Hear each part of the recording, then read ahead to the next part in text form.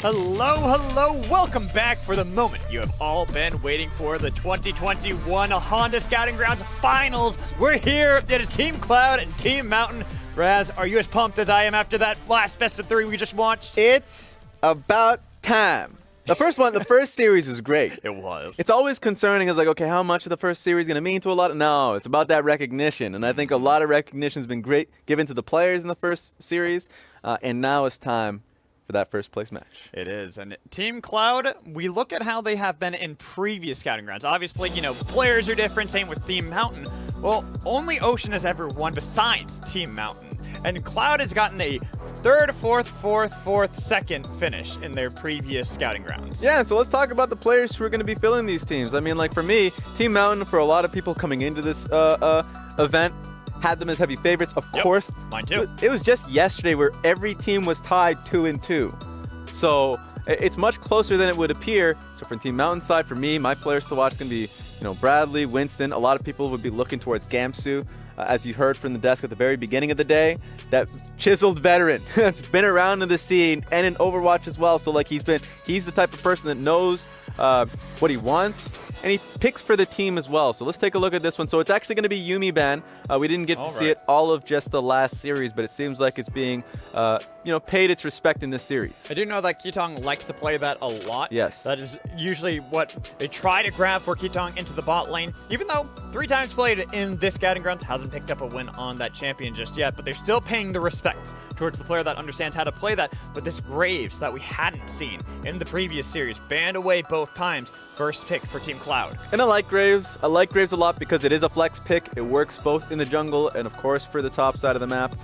So I'm interested to see if Dragoon is willing to pick it up here. Also, I forgot, yes, for mid lane as well. Firefire also has a pretty large champion pool. Yes. Let me see. I got the list here. Oh my god, that's a long list. 1, 2, 3, 4, 5, 6, 7, 8, 9, 10, 11, 12, 13, 14, 15, 16, 17, 18, 19.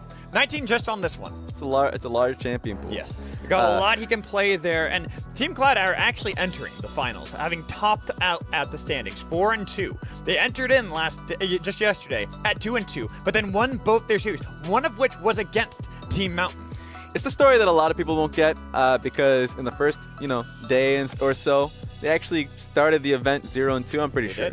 So they were a late bloomer. And so, a lot of credit for them to come into this event struggling a little bit, but then topping the group by the end. So let's see, this is the series that matters, the best of 3. And so the response here is going to be Array being picked up, that Aphelios alongside Lee Sin for Winston. I think that's one of his best champions, guaranteed. So you got some engaged there. And let's see what the response is going to be. 80 carry picks, knowing that a lot of enchanters are just off the field. See, I was looking at the Graves, and I didn't expect it to be for Dragoon. Yeah. Dragoon has a champion pool that I appreciate, but for a competitive stage, isn't necessarily always the best. He loves his Mordekaiser, his Darius, Alawi, Camille. These champions he's really excellent at, but Graves is not one of the ones that I think of when I think Dragoon. So when I saw that, I figured it was going to be either for Parry or Firefire, and here they grab that Ezreal for Wixie. Well, that's the beauty of this event, is that, it is still a pretty damn good flex pick, and I would imagine that he's been performing on it and playing it in solo queue, working with the coaching staff that Team Cloud has, of course, that I've been seeing a lot of, that's been chilling in the Discord, working with the players. So a lot of credit to West Rice. I think he's the academy head coach for Cloud9 that has been with the team throughout. They have a large coaching staff. I don't want to name all the names. I was like, they got a lot over there. That's you say West Rice is I remember back in the days when I was doing the Cloud9 Academy broadcast at the Cloud9 house. Yeah. Now I would show up early because I had a long drive ahead of me to get up to LA. And I would always chat with West Rice beforehand. And he's a knowledgeable dude. He really pays attention to every one of his players, really tries to get the best understanding of what they feel the most comfortable with. Yeah, so every team felt like there was a representation there on both sides. Just taking a look at the draft once again. Safe bot lane from Team Cloud. So they still haven't showed their support. That, by the way, there are so many support bans. I was about to say, look at this. We have Thresh, Nami, we have Lulu and Yumi, and then we got Karma and Rakan joining them on the bench. I think Nautilus is probably just going to be the pick here for Daption because, once you start nailing down all these picks, it's really gutsy to hold your pick even through what is 4 support bans in first phase, but feels like you're just going to get a negative matchup, unless if you go for something like a Zillion that we saw at Worlds. Hey, I'm down for that. We'll see. Hey, we'll see. But for Team Mountainside, they have a pretty good front-to-back composition just with Braum, Aphelios, and Lee Sin alone. So I'm already liking what I see here from Team Mountain. And I'm expecting Team Mountain to grab something for Kamsu right here to match up against Dragoons, Camille in the top lane, holding on to Bradley, making sure they're going to be able to get that pocket pick, whatever Bradley plays, because we talked about Firefire having a very large champion pool. Bradley's similar. Bradley loves to play a lot of the newer champions. Vex has been one of his go-tos in the current week. So we're picking for comp here. Shen can deal with the Camille really early on, but of course as the game goes on, you are not playing on side lanes anymore. Nope. So it seems like it's just going to be a big focus on protecting Array, and we'll see what Bradley ends up picking. They're going to be giving him last pick here. So let's see what Team Cloud ends up rounding it out with. Yep, the Galio Camille. My God. I think that's Galio support too. I think that's for Daption. It could be, yes. We'll see when they think about the full composition. But this is a combination that we've seen in Academy time and time again, in the LCS time and time again. Very straightforward in terms of how you start fights and how you play through sides.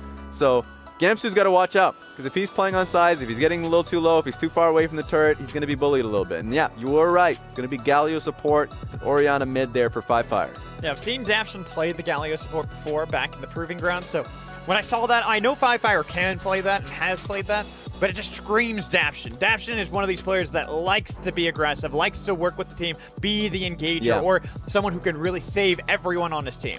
Might see that Bradley Zoe, and there it is. So you got more range in the composition, so you're not all inning on that mid-range type of team fight comp. Makes a lot of sense since you are dealing with Camille Galio and Orianna. So like Team Cloud has a lot of strength in team fighting, how they want to start the fights, and so Team Mountain responding with added range there is a good start. When I like this draft from Team Cloud too, because Winston, that Lee Sin he loves, he covets. What can he do here? Whoever he kicks, you're going to get followed up. It's going to have the Camille right there with him. You got the Galio to save him as well. It's going to be really difficult. And then you kick in Graves. You kick in Ezreal. Well, they can just jump back to the team anyways. So from an early game perspective, I expect him to play through Bradley a little bit and try and see if they can get Orianna flash to start. She can be a little vulnerable early on. Right. And then later on in the game, I expect it to be a lot more disengagey. I mean, you already have a strong backline in the Aphelios, and I think as long as you try and keep the Camille away from the AD carry, you're happy. That's a job well done. How do you do that? A little hiccup. That's all. Look, that's what we need. Winston, he's gonna clearly know what his role is gonna be later on in the game, unless if he finds that he's the clear kick bot. He's the kick bot. Unless he can find a really clear, kick that Chad was able to in the first series of the day. Then yeah, he'll find that pick. So a lot of options going into this first game of the finals. Yeah, and I'm excited to see this, just to see if Mountain can get to that point where they can rely on Array. Array is this AD carry player. Him and Wixie, I've been keeping my eyes on, and I was already excited about Array when I entered into the scouting ground, saw his name on the list. But Wixie has been doing amazing to just dominate in this bot lane, be this guy that everyone has to talk about. So when we jump here into the final, start off our Honda 2021 scouting grounds in between Team Cloud and Team Mountain. It'll all be on how they're going to be able to play around this bot lane. Absolutely. Yeah, you mentioned Wixie. I think for me, what I love about Wixie the most is his team fight positioning. A lot of it's been off the champions like Aphelios and all that, but he's going to be on the Ezreal now, so a little easier to do that, but his role is a lot more focused on just trying to not put himself in a bad position. True. Play as safely as you can. Your weak side early. Daption. He didn't realize the Braum invade. You always gotta respect it. The fail flash, first blood for Array. Play a little too close to that tri-bush. They had an eye on what Team Mountain was trying to do, and they still played into their hands. That's flash now off of Daption. Kill does go to Array, so you started this game with a focus on bot lane, and it looks like it's already starting out well for Mountain. Well, and that's the thing. When you see a Braum on the other side, you always have to respect the invade potential that he has, especially when you have stuff like Array onto Aphelios. You even got the Lee Sin nearby to follow up and make sure they get concussive blows. So what does that turn into? Now no flash on Daption, and that's a double longsword start from Array because of that. And look at what Wixie has. I mean, it's standard for Ezreal, but what the hell is he supposed to do against Array? Good luck. Good luck, Summoner. Have fun. We don't wish that we were ever in your position. Something we won't get to see a little bit is that Array and Keaton especially Array having, the keystone, the keystone that he has. He's going to be able to get control of the wave state. And so that just means that for Winston, who's passing top to bot, dives are my focus. Oh yeah, he's immediately going to dive bot. Oh yeah. So want to see how Wixie and Daption are able to play around that. I mean, I honestly even expect that at this point, it's just a sack bot. Yeah, you'll let them crash the waves as much as possible, and you maybe even send Wixie and Daption elsewhere and just forfeit some early plates. Yeah, see if you can force Team Mountain to respond to you. Yeah. Because parry, it's going to be a little hard for him to generate plays, but if there's ever a time on a bouncing wave to get a gank off of Gamsu, go for it. If there's ever a time where you can make it hard for Bradley to get his wave in, perfect, right? Make it so now Winston doesn't have the support from Bradley, or has to kind of levy some of his pressure around that lane. Speaking of pressure, Dragoon putting a lot onto Gamsu in the top lane. Getting an early shove into the turret, getting an early level lead to Overshen. Pretty much what you'd expect with Camille and how she's able to play into a lot of tanks. It's a little easier now for Shen to try and find trade windows versus a Camille. But Dragoon understanding that as Ignite on the top side. We talked about it, dive timers. He's not going to have Bradley necessarily unless if he commits to TP, but I don't know if they need him. Nah, they don't. They already got Winston here. He's walking at them. He's sauntering. He's got the swagger. He's got the kill on Adaption, the flash away from Keaton to help Winston out. Now, at least Wixie's able to take the wave until... Oh, no. I was about to say, they just rinse and repeat. They've got rid of the aggro. They've got the dash away coming in from Wixie as Winston now he's tanking up the turret, so it will be a trade of 2! Wixie got 2! Oh, he got both of them! Well, there goes that whole lead that we're talking about out the window. Yeah, well, looks a little pressure's happening right now on Bradley's response. Bradley's going to be privy to what Perry is trying to do. Perry getting a lot of damage. Wait, I think he's still dead. Wait, he's burning to red buff. Sleepy Trouble Bubble. Gotta love it. Perfect timing because that would have been a flash follow-up from Perry. For sure.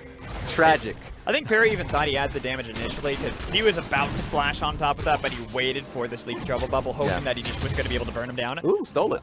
Yeah, it was. The smite was there for Winston, even despite being a level advantage for Perry. They get the Scuttle Crab, they get the TP from Bradley mid lane to make sure they can contest any potential fight. This game is already pretty damn active, and Winston and Keaton are now just zeroing in on Fire. So, remember when we were talking earlier and I talked about Team Cloud? When I looked at them? Yep. Do you remember what I called them? What did you call them? The maniacs of this tournament. Oh, you did? Yeah, I did. And I feel like we're not being let down here. They're playing aggressively, but so is Team Mountain. They are not relenting at all. They're playing just as aggressively and just as chaotically, just as insanely as they are. Well, they invade here, but Winston's still a level down to Perry, while Bradley gets a lot of damage back onto Fire underneath the turret. The flash comes in with the nice Justice Punch forward, looking for Keaton, looking for Winston. Sleepy Trouble Bubble doesn't help to save the life of the support, and Bradley has to go back to the turret. What a gutsy play from Mountain. 2 people neck deep into Team Cloud's jungle. So yeah, Wixie and Daption are okay. We're just going to full commit to this to push you off. They do get a kill off of it. It does come with a price, sure. Like, Array is able to pick up a few minions in the bot side of the map while Wixie's out traveling. But that's the 3rd kill now for Wixie this early game. That's the thing, is it looked pretty dicey for Wixie right out the gates. The fact that Array was able to show up to lane with 2 long swords, and then after that, they had the dive, but then getting 2 kills, and now a 3rd, he's in a great spot. Winston just does not stop, by the way. Looking for a play down here. Going to be able to clear out the minions a little bit, but yeah. The worst case scenario for your team is the enemy's weak side in Wixie and Daption just being stronger than where the Cloud team's pressure is literally going. Yeah. Dragoon's the one that's getting a lot of the pressure, but it seems like based off of how well they're able to defend the dive, and of course like the plays that immediately happened afterwards, Wixie and Daption are now their strongest members. But this is why we were just talking about how we have our eyes onto Array and Wixie. These players are both really talented, and we can even see just how they're able to play with Wixie timing out and waiting underneath the turret. The fact that he survived with just a fraction of health to then get a double kill is crucial. Yeah, and so now we take a step back, at least. It seems like it's going to be a pause here. Yeah. Figure out the meaning for it and how long it takes, but at least now we can get our britches in order You can figure out what's happening. I'm still tired from the last series, so this is perfect. It's, chill. We can hang out a little bit, can vibe while we wait, because we already know once we get back in, these two teams are just going to smash their heads into one another. Yeah, I would say probably Rift Trail is going to be the next play. We saw that the first dragon was going to be a Cloud Dragon that was picked up for Team Mountain, so at least they got something out of their troubles. And Aphelios is not out of the game. He already has 2 kills for himself. It's just both 80 carries. Yeah, both 80 carries are pretty strong right now. Which one's going to win, though? That's going to be the big thing. It's Array getting 2 early kills, Wixie getting 3. And that is a big thing. It's like, looking at both of them, they easily are both set up to succeed. That's why, when we come back in, I think pressure is going to be in favor of Team Mountain and Rift Herald, because that Aphelios is still going to be able to get pushed down bot lane. He's still going to be able to get to the top side of the map earlier. And even if they do concede, that's Aphelios alone with your bot turret, probably with chakrams. So I think that's usually just going to be in favor of Team Mountain, but we'll see what happens when we come back. Misexecution seems to be the call here for Team Mountain on first their dive, and then second their 2-man invade. That, hey, if they got out scot-free, then it would have benefited them with how much farm was going into the pockets of Aphelios, but they didn't. Well, and that's the thing with Winston. Winston is a really good player, but sometimes he plays too aggressively. He makes these plays that he just feels too hypey when he tries to invade, when he really just doesn't have the pressure or his lane set up to do so. Hey, I see it as playing to your limits. And I think it played out really well throughout the week that got Team Mountain to this position. And they're a team that, you watch their games, and I'm sure the VODs for what happened throughout the week is going to be coming out very soon. But they're a team that will always give each other confidence in taking fights. If they feel like they can play it out mechanically, they will do it. And that's what gets you learning really quickly. So that's definitely the case for Team Mountain. That being said, Team Cloud is in a really strong position. And I wonder if they're going to contest for the next objective. That they've done a lot of good work on being able to play around larger scale team fights. And I think this game is going to be no different. And I've heard a word from our production that we're going to get back into games soon. Okay. So just stick with us. We're going to get right back into it. The pods is already out, and we're just waiting a little bit more time. But it gives us... I kind of want to go back to that Rift Herald point you're talking about. That Mountain are going to try to set up for that. And they can do so because of Array having that lead, always going to be able to shove into a weak side of Ezreal and Galio. But top lane, Dragoon on this Camille already has a bit of a lead over Gamsu on Shen. But that's the thing that worries me, is if Dragoon can show up to these fights really quickly while Gamsu's still waiting to catch the waves. And so, that's why for me, that's why if you're Team Mountain, you need the help of your bot lane to be able to get the Rift Herald up top side. You need their push, because you're not going to be comfortable doing it 3-man. That's just going to be the case. It's really interesting to see who gets the push here. It should be Array. He does have blue gun. That was mostly the reasoning for it. But they do have jungle behind them, which will make it a little easier for Wixie to push out here. Yeah, Wixie feels a bit more confident, just shoving in pretty hard, dashing right behind him. But you can tell that Array and Kitong are trying to gain that control with the blue gun, with Infernum. Easy to push back the minion waves and then rotate around Kitong. And another thing, too, is they do have 2 great control wards in the river. It allows them to get the push and then walk safely. I don't know what the timer is going to be on the scuttle that was picked up from Cloud, but let's see. It all comes down to this. Winston has flash. Doesn't have kick just yet. He's level 5, but if they can find a play on a 5-fire. Ooh, nice Sleepy Trouble bubble. Flash away from 5-fire underneath the turret. Parry's nearby, looking for a nice shockwave, but the flash in from Winston. He's kiting it back, but Cloud are able to kill off Winston. Ooh, should have been confident at the fact that 5-fire already blew flash.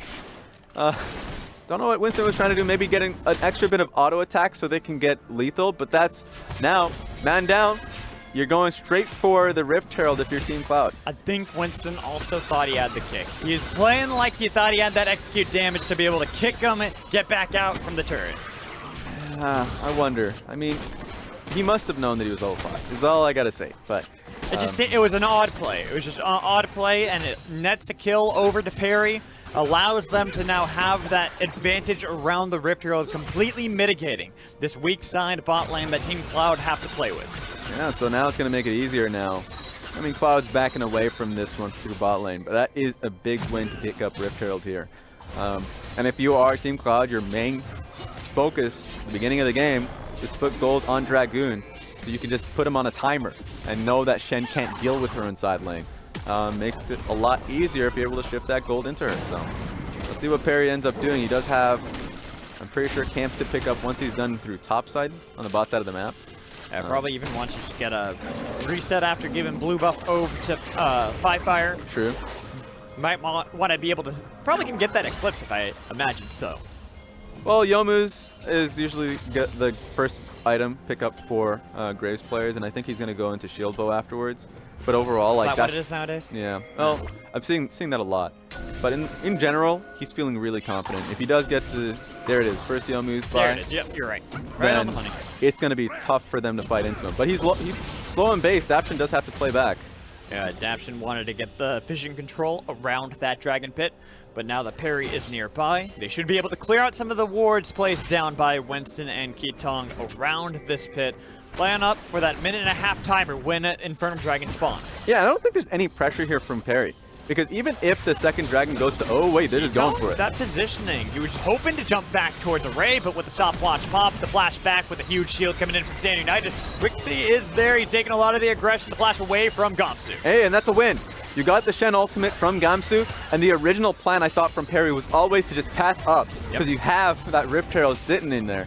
You can go for a Rift Trail top lane, but now Dragoon is just going to have free time topside, and that's extra minions being taken away from Gamsu. I don't think that Perry spots that Bradley and Winston have just taken that flash going over the wall. It's going to be a double taunt onto Keatong and Array the flash away, but they got the kill they need to with a double TP now in from Cloud. They've got Mountain on the run. Bradley's picked up a flash with a lot of damage onto Perry, but the shockwave rolls back in. A shutdown onto Array, and Winston with the double kick. That's not enough. He's burning, kill for Dragoon. What a great TP from Dragoon to just nail down that team fight. And awkward from Team Mountain. Team Mountain was the one that was trying to set up for a dive, had no idea that Perry was coming in for a quick kill on Adaption. They had just sent Gamsu back too. He had just recalled. If they wanted to call his TP down into the bot lane, I understand the play, but he pathed and continued to the top side. Yeah, and I mean Keatong. Keatong, of course, was the first kill there.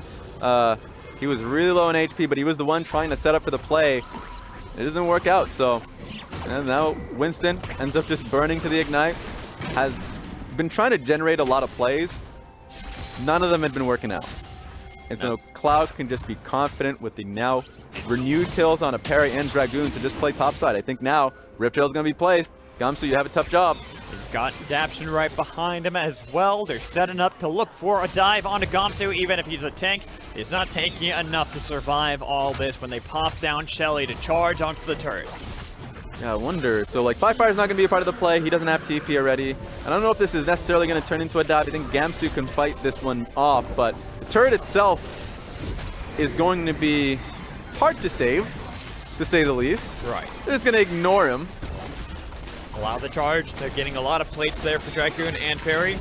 There it is. The turret will survive, though, for now. Even though Gamsu is trying to his best, his damnedest to clear out these minions. He sees Perry and Dragoon, but unfortunately Fire, he's walked his entire way up towards the top lane. Shockwave back kill onto Gamsu. That was just straight up confidence that they can get this one done. Now, let's go. Winston setting up for another play here for his team. Oh, but the flash away. Keatong is taking aggression from the turret, and he is the first casualty in the bot lane. Bradley misses the paddle star and the sleepy trouble bubble. The flash away from Winston to survive, but he is low. Wixie wants it. If he can find the snipe with a nice mid-6 shot, he can take the kill, but Winston's now healing up on those Krugs. Ooh, I mean, Winston's going to get caught out here. Oh, and the dodge away from Wixie to pick up the kill. It is still his death all the same, but at least they're able to take Winston out with them. Fire is just around the globe.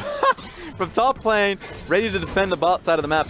But yeah, I look at that play, and I think Keatong started that one off way too early. Bradley and Winston were just not going to be in position at that time. If you wait a little longer, then I think it is an easy dive. But they just took aggro way too quickly. Exactly, and Keatong kept the aggro too. Didn't actually ever get out of range from the turret to be able to trade that and juggle it with teammates. Yeah, I mean, and that one's tough, but the game is still live. You know, it's not they're not too far behind. 3K gold advantage for Team Cloud. But if you're in Team Cloud's position, you have a lot of kills in your pockets of Wixie. Wixie is insanely strong, but still be confident that your win condition is always going to be played through on the top side. Dragoon right now, being able to take that top lane turret, he's going to be able to freely take the next 2 waves. And now, mid lane dive, very doable.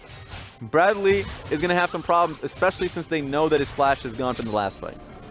And if they can focus onto Bradley and crack another turret, get more gold, onto Wixie especially, this Ezreal, you already talked about the 5 kills, already got the Divine Tsundere built up with a fully stacked Tear of the Goddess. He's looking pretty hot at the moment. All right, let's see if Ray feel confident taking this one up. Yeah, that's a lot of damage. Oh, that is a lot of damage. A lot more than I even expected, and it will be just a 1-for-1. The double KO. That's actually shutdown for Ray. You know what? Yeah, you take that. Yeah, we take those. That's a big one for Array. I actually respect that Firefire trying to go for it, but at the same time, like you said, shutdown gold that's picked up by Array. The turret will still be taken all the same since Winston's here with Keetong, so they should be able to at least pick up that gold all across the board from out. Yeah. So now let's see. We're able to pick up this turret, and so at least we're now getting some gold in our pockets. Array is getting a little stronger. Winston's able to get the gold, kill gold on the turret, and now, so there is still life. And now Winston still has an opportunity for a ward hop kick, so the plays can still be made through him. But Dragoon is the problem here. I was about to say, we talked about, you know, how Mountain need to play through Array. They're going to be able to build up this composition that keeps them alive. But what happens when Cloud never really ever try to fight like that? They just send Dragoon on his island, and he's the one taking the base. Yeah, and that's another Rift Herald now.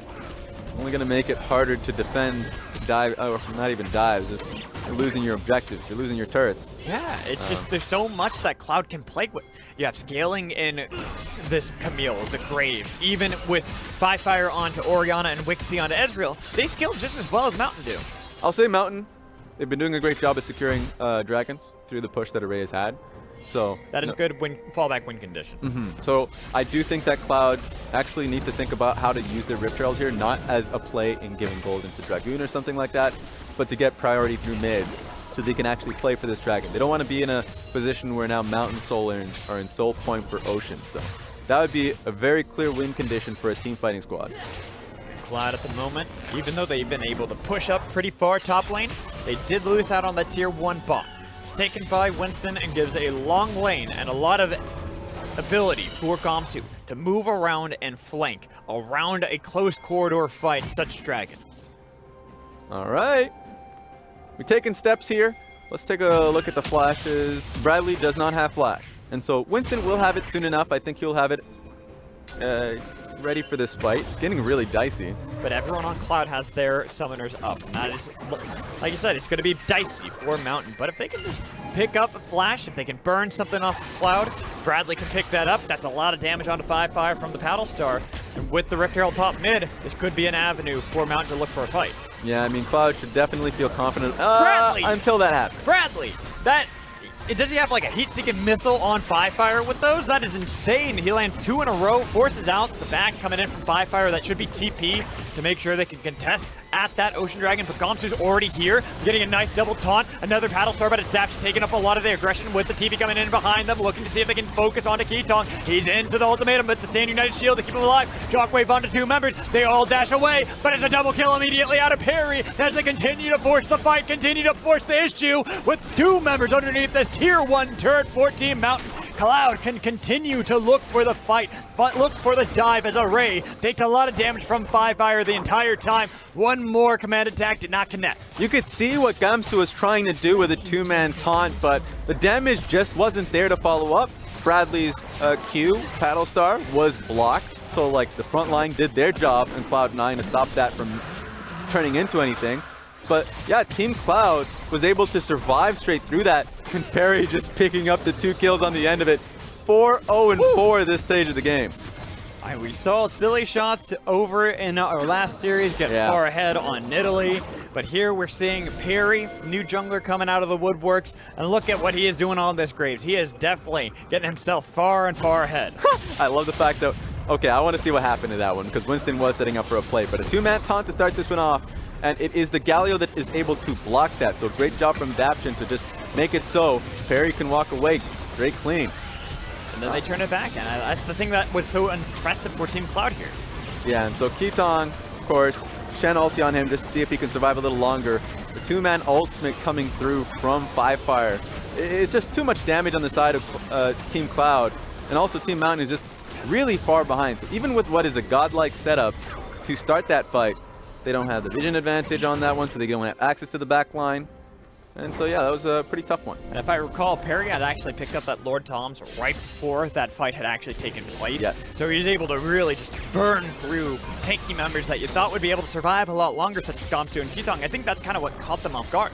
Yeah, I like the idea. I haven't really seen a lot of LDRs a second item, but knowing that he's mostly going to be hitting Gamsu and Kitong in a lot of these fights, it makes a lot of sense statistically. I would have to do the numbers, but overall, like, there's great creativity. And take a look at this one. Perry is setting up with Dragoon to see if they can get the pick onto Gamsu. They don't have the minions, though. They have Daption right behind them. They're just waiting for one more wave to crash in. They're taking out the cannon. They've even got Perry just by himself. He's making a run for it. Scaring off Gamsu. Kitong nearby will say no to Perry, but that's still Gamsu off the turret. All right. Good call. Gamsu knew that he was sturdy enough to get the hell out of there. Also had a little bit of help there from the Brahms. So this is turning into a desperate game. 5k gold advantage, 20 minutes in. That's Firefire. 1v1 fight against Bradley. We've seen a good amount of 1v1 fights in this game alone, especially by Firefire. He's just stat checking people. Yeah, he is. A lot of these team fights, it's working out really well. He's just pushing Bradley off the wave on that one. Just saying, all right, you got the turret, but now what? You're not going to get anything further. You're forced to recall. If you want to match me, sure, go for it, but look at that massive minion wave bot lane crashing. They've got a lot of advantage for Team Cloud to push up into Winston's jungle. Yeah, I wonder where. It seems like Cloud wants to play towards top side. It makes a lot of sense. They have Firefire on side lane, and it's going to give him the opportunity to push out, catch the wave, push into the tier 2 turret a lot more safely. And if there is a camp that's available, that's a great denial away from Team Mountain. Gamsu recognizes this, though, so I'm try and play this one a little farther back. Just staying safe at the moment. Not really wanting to go anywhere. I can understand that from Team Mountain's perspective. They don't have control over this game at the moment. They're down 5,000 gold to Team Cloud.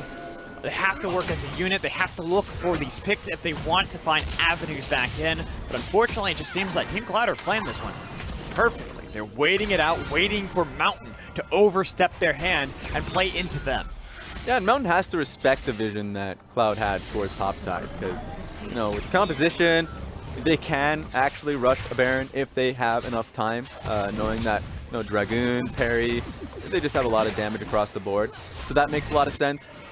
But, okay, Firefire is just going to say, all right, there's a lot of pressure up topside. I'm just going to go straight mid. Remember, a minute until Dragon comes up. Yeah, and they have no rush. There's no need to rush this game for Team Cloud. They got a Camille. They got a Graves who's 4-0. They got Ezreal and Orianna. What do you got on your side? You got Aphelios? I'd say Zoe too, but it's going to be, if she can get a bubble off, then fantastic. Now she doesn't have flash, so well, there you go. Oh, no. This is a Baron take if I've ever seen it, and they're taking it fast. That's the one good thing about having an Aphelios on your team, how fast you can take this objective. It's down to 25%. Wixie and Firefire. Shockwave's there. It kills off Kitong. It's down low. The TP in behind, but will this might secure it for Winston. He'll at least get the Baron and try to get out of the dodge and try to see if he can survive, but Array's going to be the focus for Dragoon to take down, with Perry taking out some camps away from Winston. There you go. Got 3 people on the side of Team Mountain now with Baron. So they're for sure giving up this Dragon that's coming up in 20 seconds. You'd have to believe Array's off the map for 30. But still, they were the team that was behind. They're able to make a lot of good work off of what is Team Cloud's pressure towards bot lane. Hey, you take that as a big win for Team Mountain. I was hoping they'd find any avenue back into the game, even if it's at the trade of Array's life. Same with Kitong. That is a big win, but if Winston gets picked off like this, you lost that lead you just gained for yourself, and Firefire took it for himself. I guess he thought he ward hopped fast enough, but no, the taunt still went through. Trying to see what he can get off of this one, but yeah, Dragon was always going to go down. You made your play for Baron. For basically control on this side of the map, but and now only 2 members have Baron. That's still fine. You can still play off 2 waves on that one, but taking a look at this one, Firefire does blow up Kitong. So there is a positive on that one. A lot of the damage alongside Ezreal. It's a lot of damage, but yeah, it was so far away for the Graves. He was never going to be there in time. The thing that, for me in this fight, is that you get the flash off Array. Even if Array is able to help secure the Baron. He's lost that for some time. There's 2 kills that were picked up by Team Cloud, and who has the Baron? It's, I think, Gamsu and Bradley. That is your saving grace as Team Mountain. The 2 people who can split push and have TP to help out and force these waves back. Yeah, I think Bradley's probably going to try and stay in the mid lane a little bit more. It depends on if Team Mountain feels like they can get mid lane control with Array, Keitong, and Winston, which I don't think. I think the range from Wixie, and also just the straight up damage that Perry has will be able to get control through mid. So they've understood that. They're just putting Bradley through mid. Let's see if we're making a play here. Onto Fire. Array spotted out. It's going to be the shockwave on top of him. Like you said, it's the play onto Fire. They've got Captain on the other side. 4 members shut down Fire. That's a huge pick. Let's see if they can make a little bit more, but Bradley... Oh no, the trade. Bradley spotted out there. That pretty much is the undoing of Mountain. It feels like every time they make a great play, Cloud answer back immediately. Yeah, Perry just lying in wait. He's had an astronomical performance so far this game.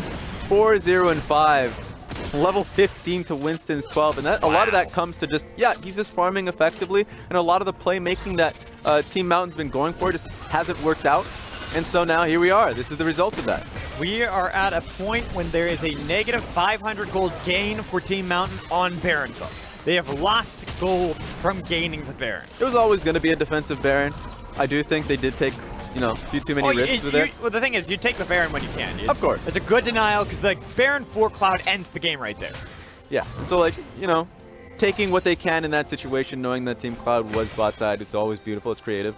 But they need a little bit more. And so, your Team Mountain, you stop the bleeding just a bit. Array has now, he's going for an Infinity Edge, and once he gets 3 items, you feel a lot more confident playing front to back with the Braum. But yeah, the playmaking is still there. Fire has learned his lesson.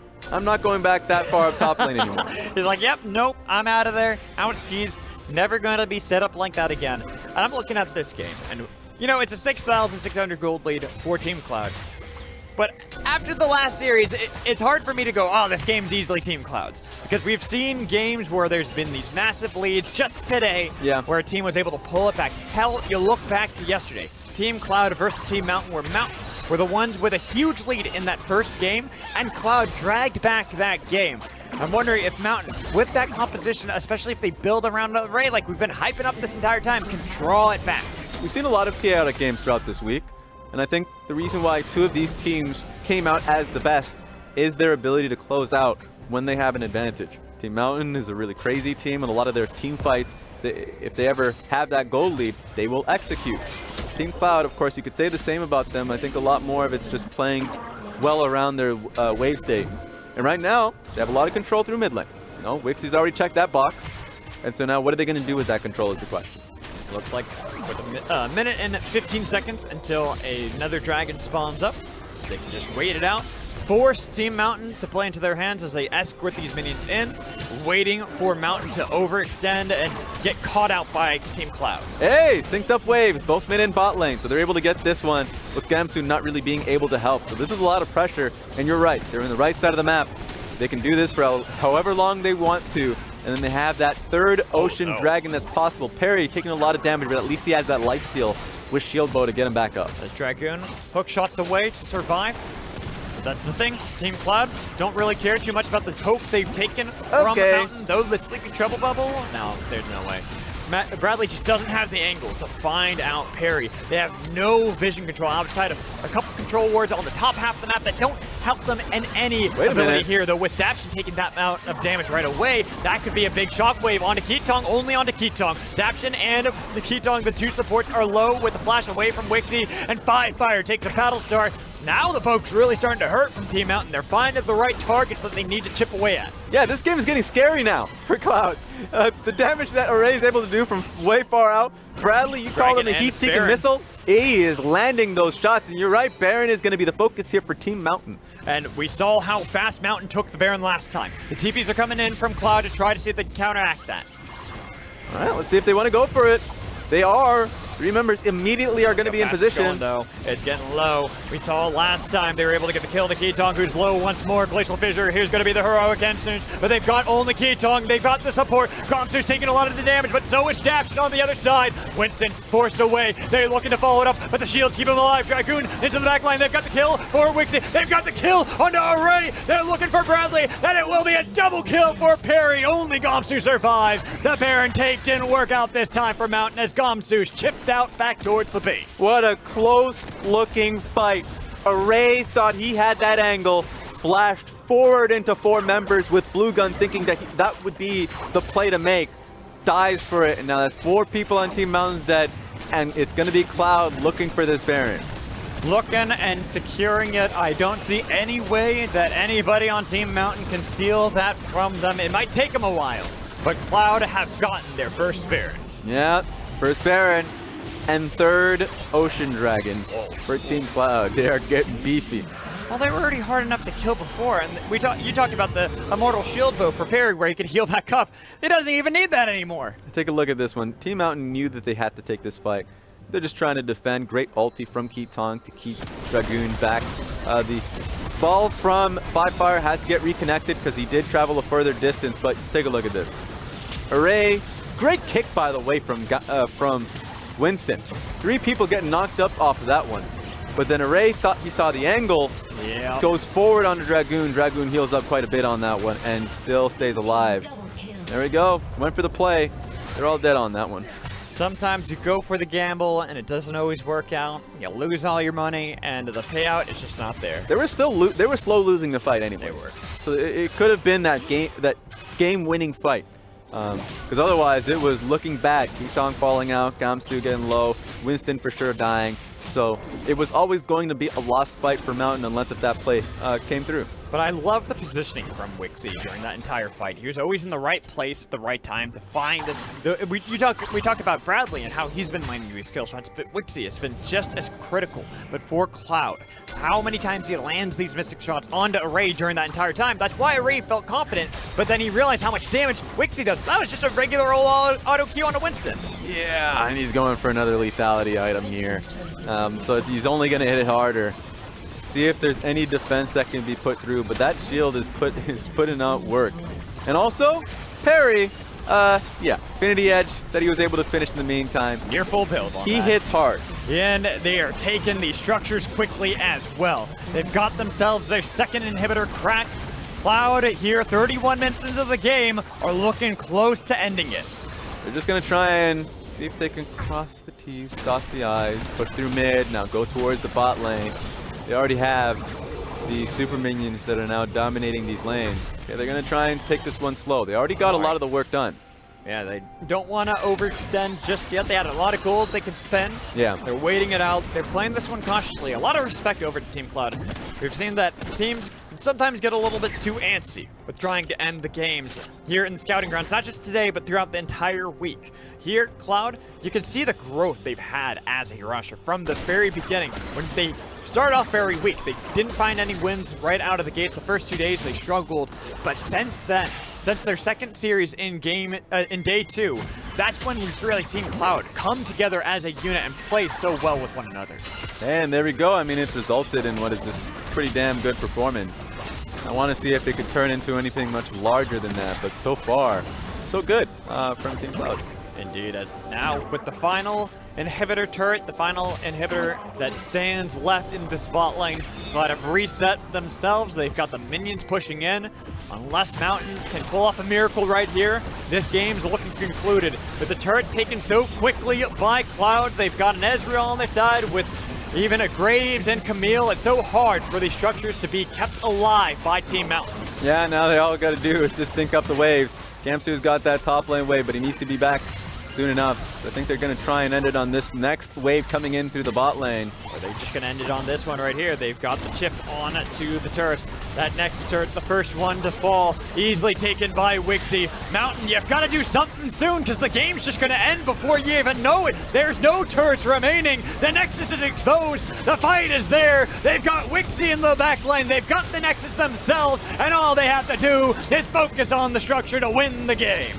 There it is, and that game was a wild one. A lot of proactivity on the side of Team Mountain to start it off, but great effort from, I would say, Team Cloud to be able to defend the bot lane dives that happened and then play around that incredibly well enough and just recognize, hey, Dragoon's ahead on the top side of the map.